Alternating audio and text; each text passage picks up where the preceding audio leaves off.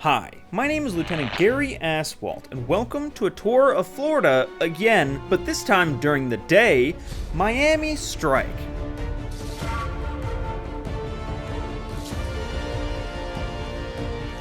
So it looks like the devs took our complaints to heart and shrunk Miami down from the size of an aircraft carrier down to about the size of a car carrier. And honestly, that part feels just about perfect. And don't adjust your brightness, that blinding light that you're seeing is just the sun that's finally reared its head on the city after 5 months of darkness. While Miami Strike is of course a variant of the larger map, there are actually some major key design changes, and that starts with this version being set on the day of the world's smallest car show, which helps shift the map's focus from the otherwise empty streets to instead the back alley, which used to just be a flanking route but is now the main choke point. A real rags to riches story. The interiors are also slightly changed, like the hotel that adopted a more open floor plan.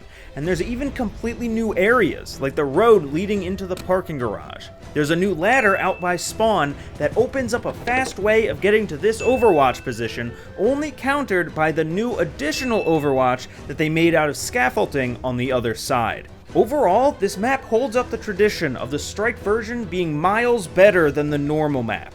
That said, where are we?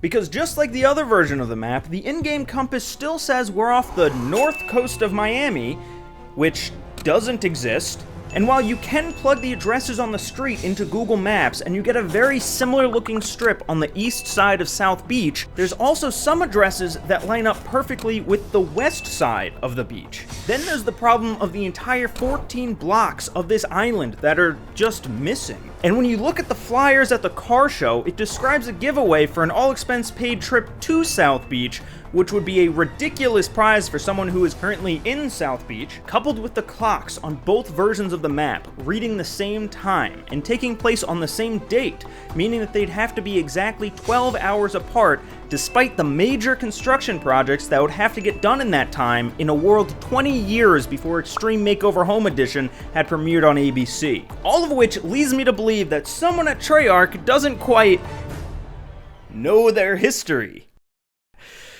Yep, that was the end of that joke.